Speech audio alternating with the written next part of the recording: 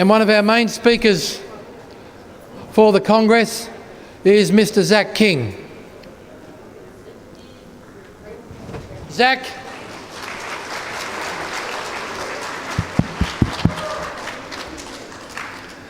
Zach is a man that knows both darkness and knows light.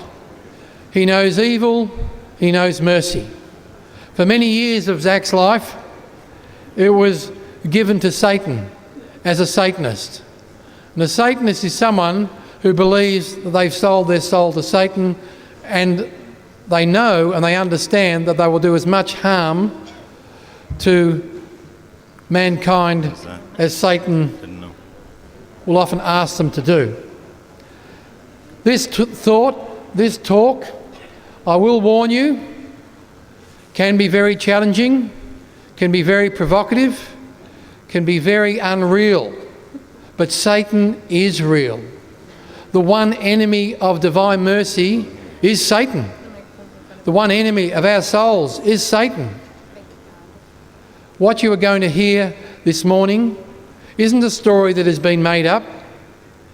It's a real and true story of how God, in His time, can change the hearts of the most perverse, the most darkest people that we would believe in humankind. Thanks. That's how a lot of people would see this testimony. 10 years old, I started 5th grade, and we played a game at school in the bathroom called Bloody Mary, or I Hate You, Bloody Mary. It's a spell, actually, but you don't know that at 10 years old. You think it's just a game. You go into the bathroom, you turn out the lights, and you chant a phrase, and then you wait for a scary face to appear in the mirror. Now remember that if the face is appearing in the mirror, it's got to be standing with you. We would see that scary face, and most of the kids would run out in a panic, screaming. I wouldn't. I was fascinated. And it's not snarling. It doesn't talk. It's not talking to me. It's just there. You know, and I kind of equated, I mean, it wasn't attractive, but, you know, bulldogs aren't attractive, but they were born with that face. So I just figured, okay, I mean, it's born with that face. I don't know if it's a spirit or what it is, but every time we did the chant, I saw the face. And at the same time as that, I'm playing Dungeons and Dragons every weekend. Always the wizard or the sorcerer. And I just wanted to do magic. I wanted magic to be real, and I wanted it so bad. Now just imagine if you could do a magic spell for anything. That'd be so cool. Yeah, and that was how I led my life. I mean, I wanted magic. I wanted anything that I could play that had magic in it, I wanted. If I saw there was a movie coming on Saturday or Sunday and there was magic in it, I had to watch it. So as I'm doing that, it one day occurs to me, I wonder if I could do a magic spell in real life. Now, everyone's already told me that magic doesn't work. It's fake. Now, I know that I'm made fun of anyway because I'm a little nerd, a little nerdy kid. I don't need to be made fun of for one more thing. So I decide that I'm going to do a magic spell for money, and I'm going to see what happens. If it doesn't work, no big deal, but then I probably won't waste my time playing D&D or doing this Bloody Mary thing anymore. But if it does work, then I'll know that I've one-upped the adults because all the adults think it's not real. So I did a spell for money because I thought, I don't really want to hurt anybody. I just would like to have some cash. And it would be cool if magic works and I could get some. So I did a spell for money, and the next day I went out, played, and I found a can of tennis balls with a $5 bill in it. And I thought, all right, well, I mean, you know, $5, everything I love, everything that's dear to me, comic books are 15 to 20 cents, candy bars are 20 cents, and penny candy is a penny. Told you I was a nerd. And I was like, all right, $5, I can get a good stash with that, but somebody had to find that. I'm gonna do the spell again next weekend. I did it again the next weekend, and I found a $10 bill on the side of the road. And I thought, all right, $15, 8 days.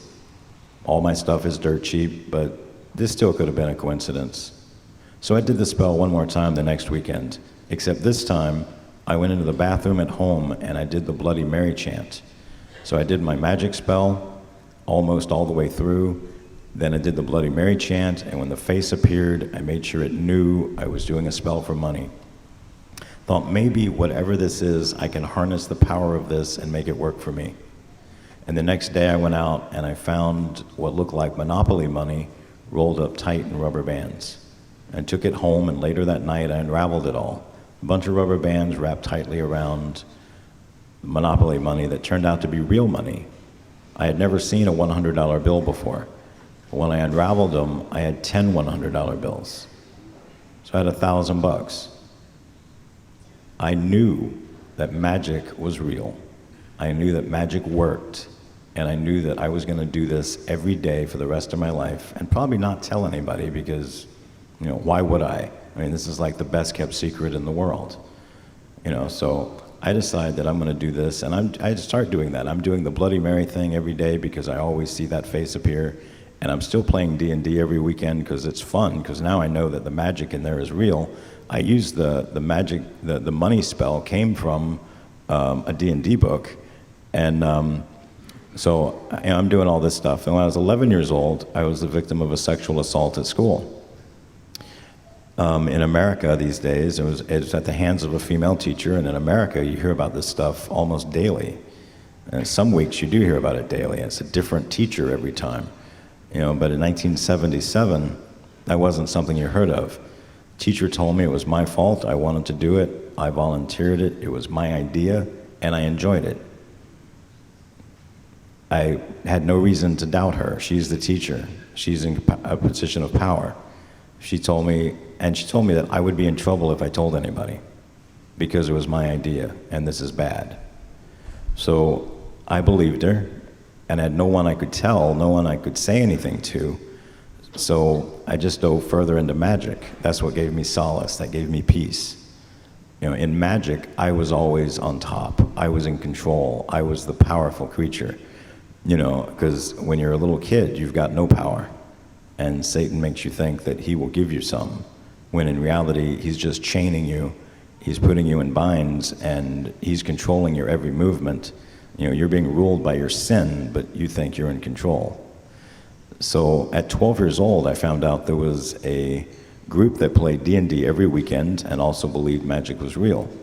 And my friend told me about them. And it turned out that my friend was actually a recruiter for a satanic cult. But I didn't know that. I went over there and they had like every fantasy movie ever made, even more than what I had seen.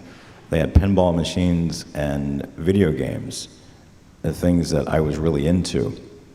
And they had an in-ground swimming pool that was bigger than the city pool. And they had an in-ground barbecue pit, and they had weekend get-togethers and sleepovers almost every night. And if you got in a fight with your parents, you could come there and hang out. And if you just left school, for the day, you could come there and do your homework and get help with it, get tutored. You could do anything you wanted. Like my house, you could have 3 meals a day and maybe a snack. But over there, you can eat as many meals as you want and as many snacks as you want. There's no limit. And you find out when you're hanging out there that what goes perfect with a big meal is a cigarette, or a beer, or a whiskey, or, why don't you get drunk for the first time, or the second time, or the 10th time? It's no big deal. Just don't tell your parents, So I'm getting involved with these guys, and I think this is a great time. Also, as I'm being involved with these guys, they tell me one day, when you were 11, something precious from you was taken, and you didn't want that to happen, but you did enjoy it. You did have a good time. Your body did respond. So how about if we'll let you can do that anytime you want to here. You can have as much fun with that as you want. No one can tell you no.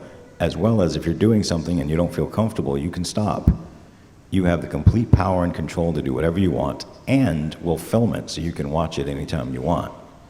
So for about 4.5 years, I was a victim of child pornography, thinking that I was on top, I was controlling everything, I was doing what I wanted to do, not realizing that I'm being re-victimized every weekend. Later in the year when I was 12, a kid told me, "Did you know you're a member of a satanic coven?" Well, I had seen all the scary movies from the 60s and 70s about satanic covens, and this was Nothing like that. I was having all kinds of fun. And, but it kind of bothered me, because I was thinking, what if I'm a member of a satanic coven? So I went to an adult and I said, hey, I heard something funny. I heard I was a member of a satanic coven. That's not true, is it? And he said, well, you are in a satanic coven, but you're not a member yet. And I was like, okay. And then he said, do you want to be a member? And I equated not being a member with losing all my privileges. Like, I didn't know where to buy drugs. At 12 years old, I can't buy cigarettes and alcohol. I can't have sex with anybody I want. If I don't join this coven, I'll lose everything. I'll lose all my friends. So I said yes. I said, what's involved? What do I have to do? He says, well, there's 13 steps to joining a satanic coven. You've done almost all of them. You just have a few things left to do. So my remaining steps were that I had to sign. There was a 5-page document. I had to sign it in 3 places. I had to slice my left thumb and bleed onto the document. Then I had to sign the document in blood in 3 places. The blood of Jesus washes away all sin, but not mine. Jesus died for everybody, but not me. I signed those 2 places, and then on the final page, I say that I'm selling my soul to the devil. Now, it's impossible to sell your soul to the devil. Is there anybody here that thinks you can sell your soul to the devil? Ooh, nobody's raising their hand. You guys have heard me before. You are correct. You cannot sell what you do not own. So, but I don't know that. I'm 13 years old when I signed this contract. I thought, why would adults lie to me? The Satan's giving me everything that I want. I can do anything that I want. I'm having a great time, and eventually, when I'm old and ancient, I'll eventually die and I'll go to hell. But in between now and then, I'm going to have all the fun I can. That was my mentality, and all my friends had the same mentality. So they put you in a room with a large baptismal, and I'm wearing a white robe signifying I'm losing my innocence. They baptize you, which is full submersion, in a vat of human blood, pig's blood, and human urine. They bring you up. Yes, it's disgusting, isn't it? They bring you up, you go in another room and take a shower, you change into a black robe, signifying you've been baptized into a world of evil. You pull the cowl up, and you go in another room, and you sit down. You're handed a wheel with a crucifix in it. The document you signed is read off, and you show them your left thumb to show that it was you that signed in your own blood. And then you spin the crucifix upside down, signifying human sacrifice, and you break the arms downward, signifying denouncing Christ.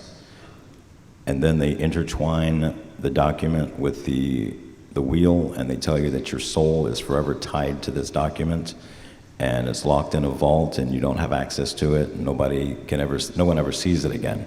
Then we have a party after that to celebrate that I'm now a Satanist. When I was 14 years old, I was told I was going to participate in my first assisted abortion. And I said, oh, that's cool. And then I went home to look up the word abortion because I didn't know what it meant. My dictionary at home didn't really have a good definition, so I went to the library. And there were like 4 books that were all like 2 or 3 inches thick, and I thought, no, there's no way I'm reading that to find out. I just want to know a simple definition. So I went back to my coven and I explained, listen, I know it. You said I was going to do an abortion, but I don't know what that means. And he says, oh, it's simple. You're killing a baby in the womb. I was like, is that legal? He goes, oh yes, as long as it's in the woman, legal. Comes out, murder. Okay. So I practiced for a bit with a scalpel and Play-Doh or a scalpel and apple and different stuff. And my only job as the magic practitioner is that I have to get blood on my hands. It could either be the woman's blood or the baby's blood. I got blood on my hands at the assisted abortion, but I don't know if it was the baby's blood or whose it was. I was so nervous and so scared. I didn't really know anything of what I was doing. That was my first one of those. Now, I'm not going into detail on this one, but it is one of the most disgusting practices. There's different levels of spells. There's very basic spells, and that would be like equivalent to walking up to your friend and kicking him in the shins. There's other spells that would be like punching your friend in the stomach, or kicking him in the groin, Then there's a hex. A hex is like the top spell you can do. And in that, when you do a hex, you want to murder a baby at the same time. And that would be the equivalent of dropping like a hydrogen bomb on his house. You almost absolutely, positively get your wish when you do that spell because you've gotten Satan's favor. You've gotten his attention. In the course of my Satanism, with that cult, I did a total of 5 of those. Now, when I stopped, I talked to a friend about 8 years ago. I had just come out, I had just converted, and he said, you know, your talk is really good, but it's age appropriate for 15 and up. Well, the problem with that is that by the time I was 15 years old, I drank alcohol every day, almost to the point of getting drunk every day. I smoked cigarettes every day. I smoked pot every day. I took mushrooms every day. I took acid every weekend. I was addicted to pain pills. I was in child pornography. I was addicted to sex. I was addicted to pornography. I was addicted to masturbation. And I've broken all 10 commandments, including murder. And now I'm 15, and I'm able to hear my own testimony. I'm not saying to bring your small children to my talk, but you have to take what I tell you home and put it in the language that your children would understand. They have to be warned. Your children are naturally curious. They don't need to hear it from me to suddenly get the idea, oh, I'm gonna go try magic. It's all over the internet. Harry Potter is very popular, still. Your kids will read that stuff and wonder, just like I did, can I do magic? And they will duplicate it. To make a spell work, you need intention, repetition, and demonic presence. So they try it, and there's a demon present, the magic spell will work, and your son or daughter will be hooked that that's the way to go. And it's absolutely not the way to go. It's the biggest mistake I ever made in my life.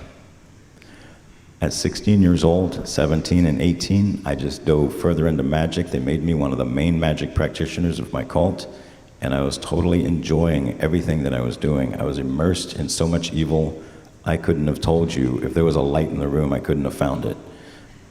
When I was 18 years old, I graduated from high school, and my town was really small, and I was thinking, what am I gonna do to find a bigger coven or a coven when I go to another town? I was going to a city. It was like anywhere from 500,000 people to 1 million people there. And I thought, all right, I don't know how to find, this is before the internet. For anybody that's younger in this room, we didn't always have the internet. So I didn't know what to do. I didn't know, they're not gonna just advertise it anywhere. It's not like in the town square there's gonna be a sign that says satanic meeting here. Well, what they did was one better. At my school, they had what was called the student union. And in the student union, they have all the groups that, like political and religious. So you have like the Baptist student union and the Catholic student union and the Republican and the Democrat student union. And then they also had the Satanic student union. And I went to a couple of their meetings, and it was a bunch of kids away from home for the first time that believed Satanism was all about getting drunk, getting high, and getting laid. Well, okay, those things were used by the devil, but that's not what I wanted. I heard there was a satanic cult out there to rule the world. They wanted to take over. They want to rule everything. Like they're going to rule the banking industry.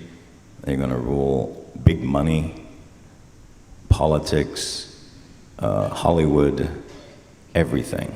I was like, that's what I want. If that's true, that's what I want. I want to get involved in that.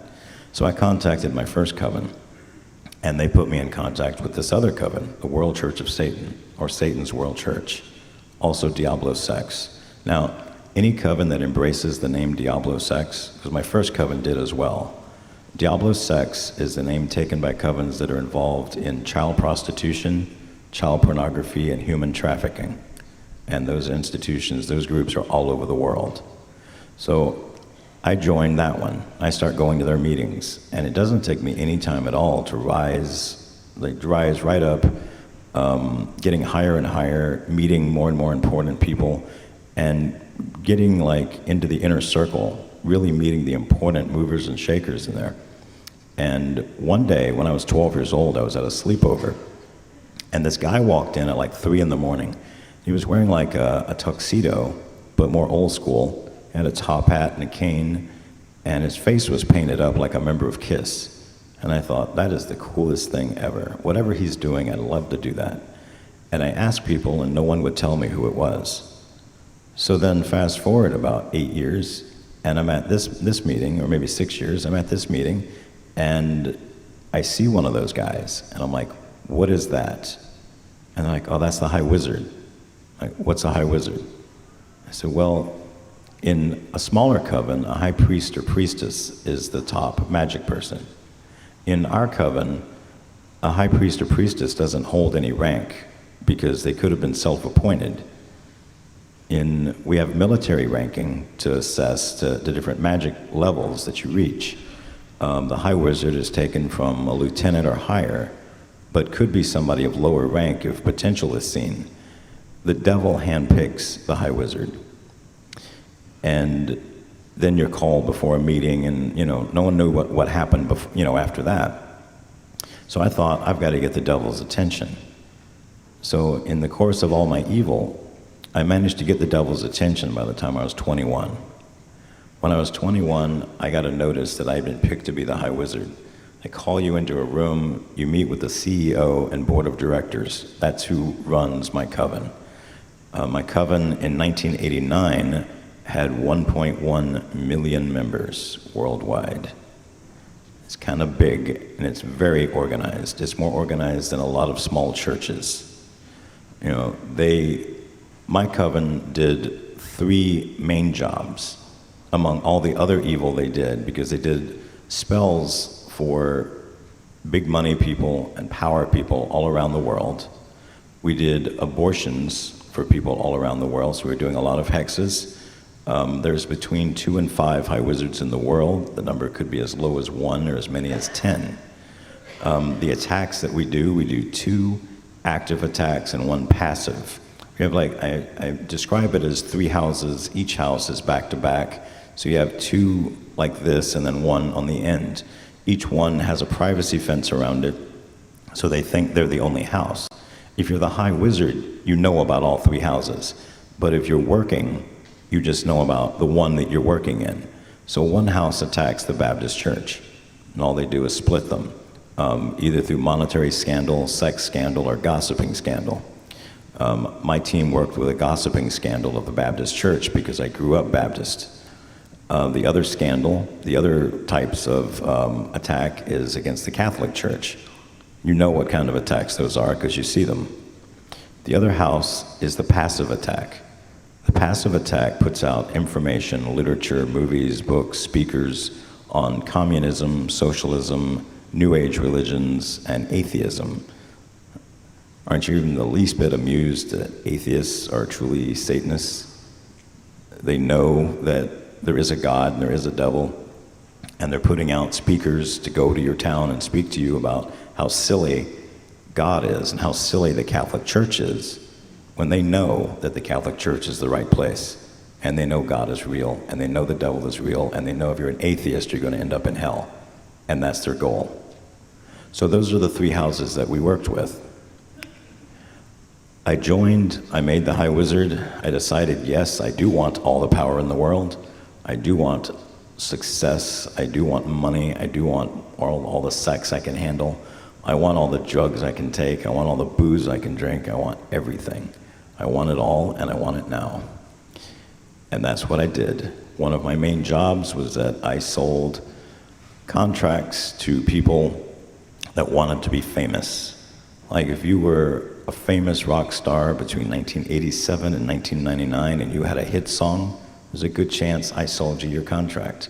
Now, what they're buying, I'm telling them, I go to what's called a warehouse deal. You go there, there's a bunch of rock stars. Some of these people can't sing, they can't dance, they can't do anything. They have no skills, but they're willing to do anything for fame and fortune.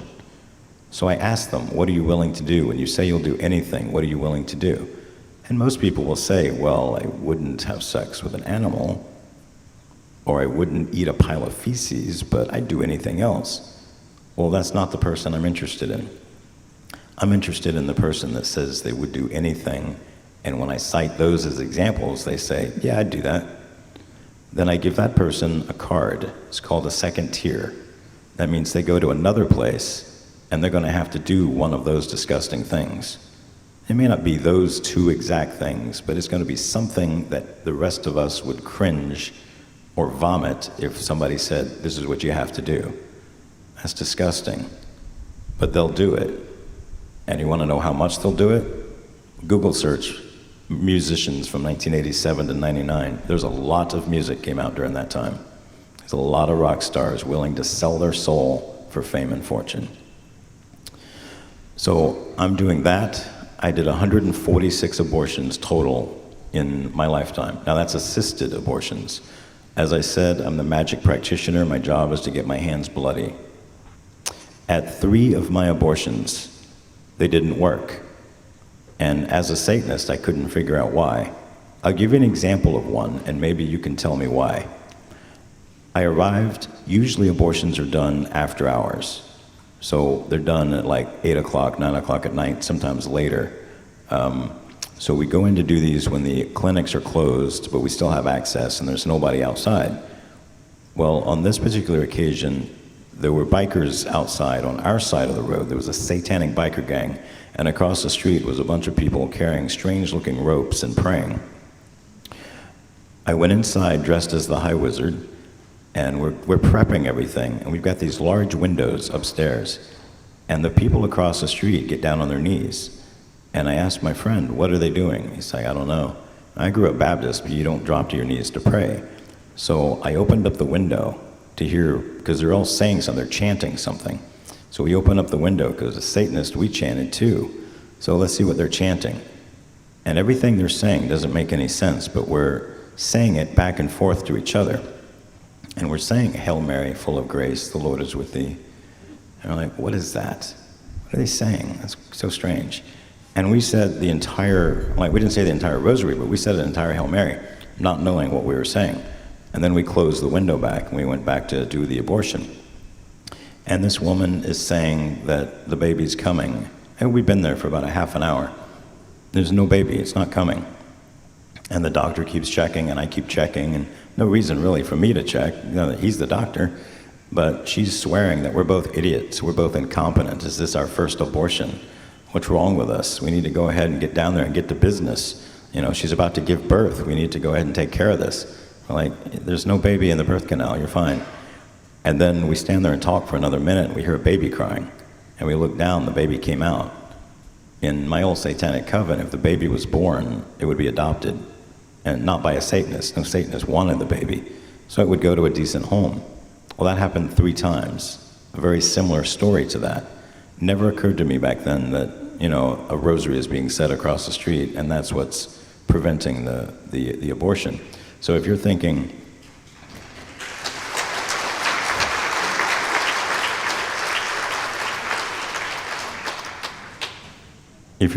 that, you know, going out in front of an abortion clinic and praying a rosary doesn't do anything, you're wrong. It's very powerful. So I keep doing all this stuff that I'm doing. Like I said, 146 abortions. I split 120 churches, of all Baptist churches. I did everything evil under the sun, multiple times. Remember, I broke the 10 Commandments by the time I was 15. By the time I was 16 or 17, I broke them again. Everything. You take an examination of conscience form, a good one, like we have a good one on our table. And it's got, there's like probably a few hundred things on there. I've probably done everything on there. And after a while, when you can sin all you want, it's not fun anymore. It's boring.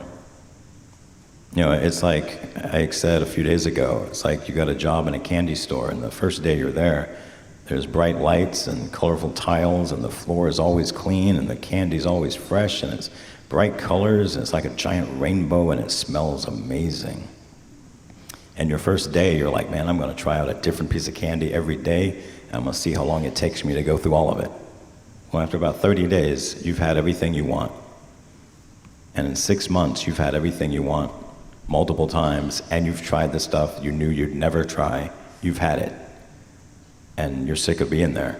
And after 3 years, they refurbish the store, but it's just as ugly as it ever was, and the lights are kind of dull, and the clean tiles now aren't exciting, and the rainbow is faded, and the store smells horrible. Like you want to throw up every time you walk in. And now you've been there 5 years. You don't want to eat any more candy. Candy makes you sick. You might even be diabetic now. I had that job for 12 years. I hated it. The last 2 or 3 years, I hated my job. Not because I wanted something holy or godly. That's not an option for me. I sold my soul. I'm just tired of doing what I'm doing. I'm so disgusted by it. Everything is just vile. Everything is bad. I stopped doing so much stuff, and people were like, "Did you really convert?" I was like, "No, I'm just tired of doing this." It's not, when you can shock people by the words you say, that's fun. But when they stop shocking other people, when it just becomes like regular language, it's not fun anymore. It's sort of like, imagine being a NASCAR driver. You're driving a race car. I imagine that when those race car drivers first start, when it's their first job, and they're in there for the first 5 years and they're winning all kind of races, that's got to be exciting. What about those racers that have been doing it for 20 or 30 years? Oh, you've got to get in a car and drive around in a circle a bunch of times. It can't be that exciting. Well, it was the worst thing for me.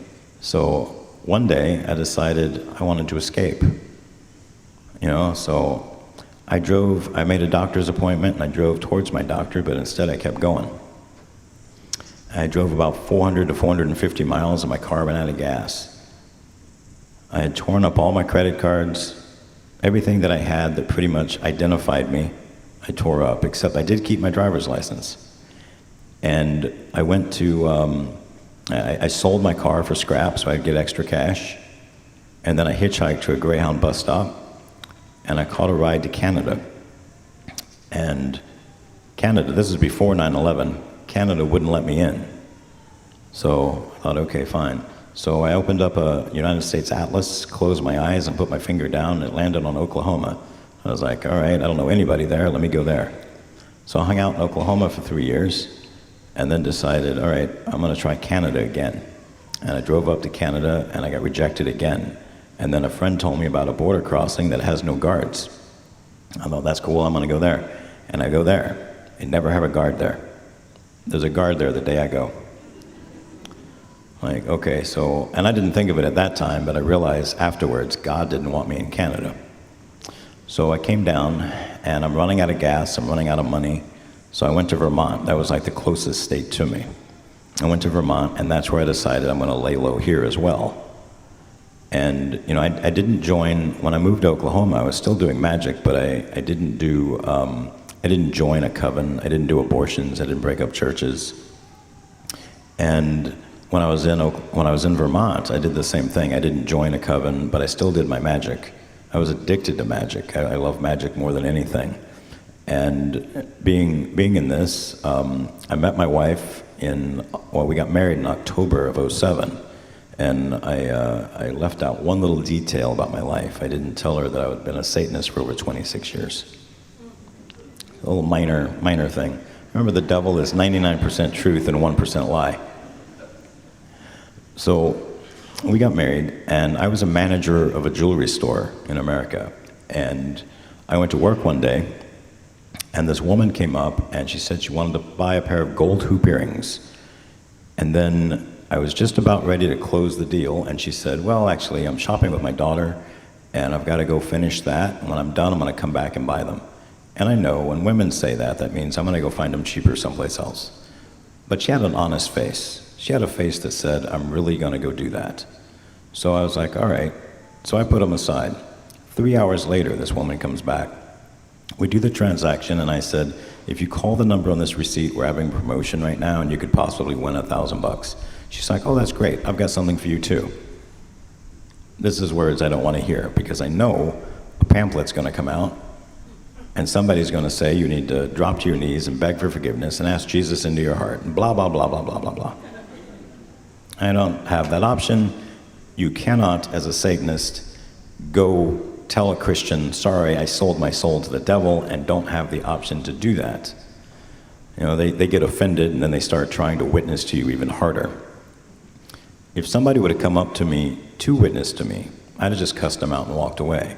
If you gave me a pamphlet, I might have read it out of entertainment, and then I would just throw it away. So this woman instead pulls out a little gold disc. And I'm looking at that, and I'm thinking, that's different. I mean, I'm expecting a pamphlet, and this little gold disc comes out. I don't know what this is. And she says the most bizarre thing. Now, you've heard my testimony. 26 years a Satanist, 146 abortions, 120 churches, all the evil I can stand. If you're going to say something that I think is weird, you're out there. She said, the Blessed Mother is calling you into her army.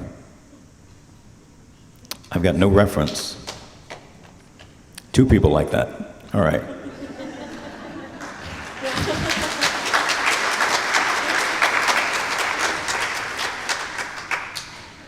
I have no reference point for the Blessed Mother. I have no idea who that is. I grew up Baptist. Mary gave birth to Jesus. So I'm thinking, Isis? Gaia? I don't know. And she says it's very powerful. Well, now I know she's not a Christian, because Christians don't bless anything. So she's got to represent a cult. Probably like some female deity cult. Not really interested. You know, I thought, you know, I came from 2 big cults. Not interested in yours. You know, as well, if I joined that cult, it could be connected to my first one. This could go poorly for me. And she starts talking about more stuff. I've got no idea what she's saying. I've just totally tuned her out. Whatever it is she's saying, I still don't know. You know, she just went on and on and on. And then I tuned back in. And she tells me again, it's very powerful. Well, now I'm insulted. Now I feel like you're challenging me. How dare you tell me it's powerful? You know, and I'm thinking, I was the high wizard for 12 years. I was the top magic practitioner. Yeah, I might have shared that position with 9 other men, but I did it at a time when the world had close to 7 billion people. 7 billion people, and I am one of the top 10 magic practitioners in the world. Who are you to tell me that little blessed miraculous medal has any power whatsoever? This cannot do anything to me. I am more powerful. If God was stronger than me, God would have stopped me when I was killing babies, but he didn't. And this is my attitude. I am better than you. I'm better than everyone in the room. I have more power than anybody.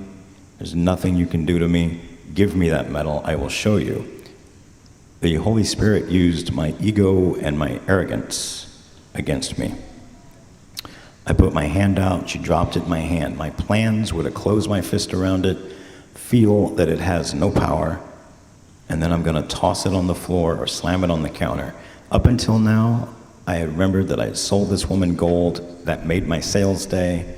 I was very excited, but now I don't care if she returns it. I don't care if she gets her money back. You don't tell me that something is powerful or that it can do something. I will tell you. I clenched my fist around it, and my mall and my store were gone.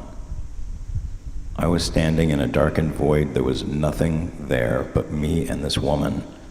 And she's telling me about all the sinning I've committed. And after she says whatever she says, she ends it with, and that's of the devil. And you did over 100 abortions, and that's of the devil. And you've been a Satanist for over 25 years, and that's of the devil. And you broke up over 100 churches, and that's of the devil. And everything she says ends with, and that's of the devil. And she says again, and I'm terrified at this point, I equated what she was able to do with magic. As the high wizard, I could not have done this. That somebody can do this, I'm in awe. And I think I'd like to let go of the medal, but am I going to fall through this void? How do I find my way back to my mall? I have no idea. And she tells me again, the Blessed Mother is calling you into her army. And I instantly knew that was the Mother of God, which is one more person like that one.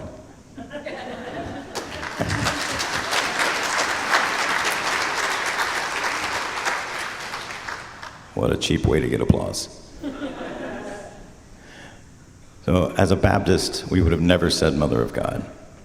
So it had to have been the Holy Spirit telling me. But I knew it was the Mother of God.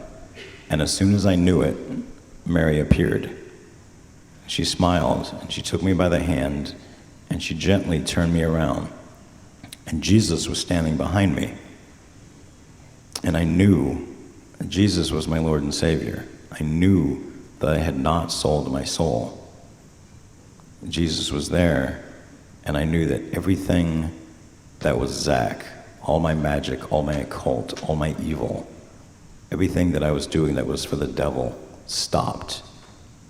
And from now on, everything I did was going to be for Jesus.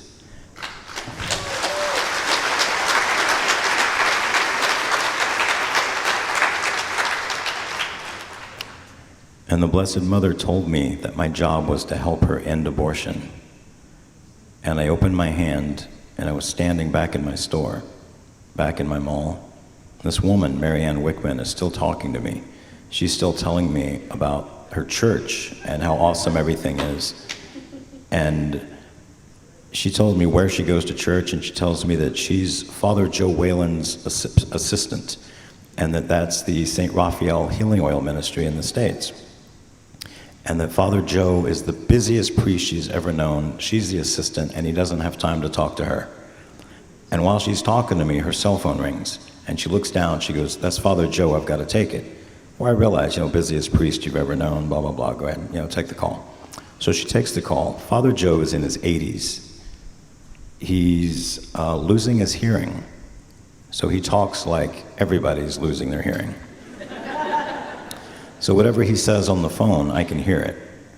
And she's like, "Father Joe, what can I help you with?" "Can you hand the phone to the young man you're talking to?" And I'm like, now shaking like a leaf. How does this man know that I'm right there? How does he know this is happening? And she hands me the phone. And I was like, "Hello? Welcome to the faith. Hand the phone back to Marianne." So I do that.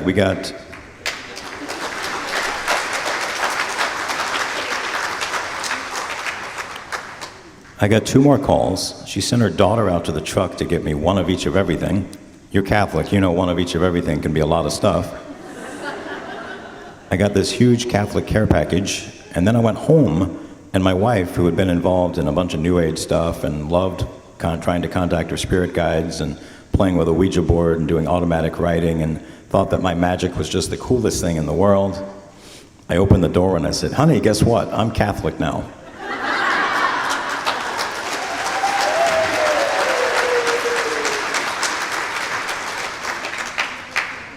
That response you just gave me, she didn't give me that. She wasn't too happy with that. I started going to Mass almost immediately. I started going to daily Mass like either the next day or the day after.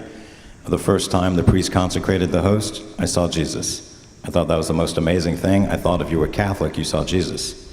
I asked Katie, I was like, "Do you see that?" She goes, "What?" I said, "That man up there." She goes, "That's the priest." I was like, "No, the other man." She's like, "No, I don't see anything." And I thought, no, she doesn't see Jesus because she's not Catholic. So, I got, Monsignor LaValle came over and blessed my house. He found out that I saw Jesus in the Eucharist, decided to make me Catholic because if I'm a former Satanist and I'm seeing Jesus in the Eucharist, I'm obviously Catholic. I obviously have Catholic written all over me. I found out that there was a place called Perpetual Adoration, which was awesome, so I could go see Jesus anytime I wanted. My very first experience with that is that I equated it to going to see a rock star because I thought, it's Jesus, it's God. There should be a line to get in there. I mean, like in America, there's a line to get in to see Elvis, and he's dead. So I go in, when we get there, it's me and my wife, we get there, we're the second car in the parking lot. That was kind of a shock. We go in there, there's no line. It's like, okay. We walk into the Adoration Chapel, and it's me and my wife, Jesus, and this woman. And this woman looks up, she sees me, she looks very surprised, and she starts packing up her stuff as fast as she can go. Like, if this was an Olympic event, she got gold. She put everything together, she then picked it up, she looked at me, and she said, "You can't leave till someone else shows up." And she runs out the door. Well, why would I leave? I'm in a room with Jesus. So I started hanging out at adoration between 1 and 18 hours a day. It was awesome. One person likes that.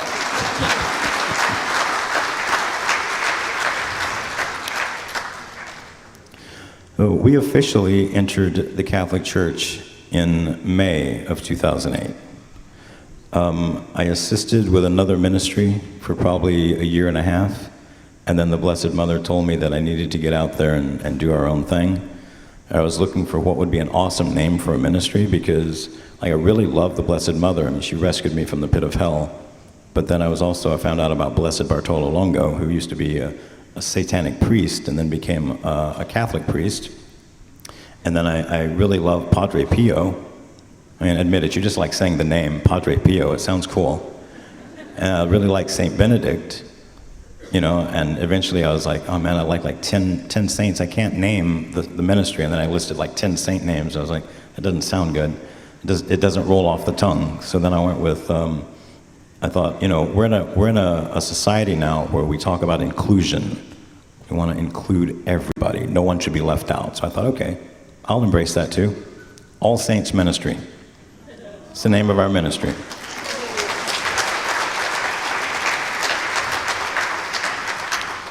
So if you're thinking you'd like to know more, allsaintsministry.org. That's my story, and I'm sticking to it. Thank you.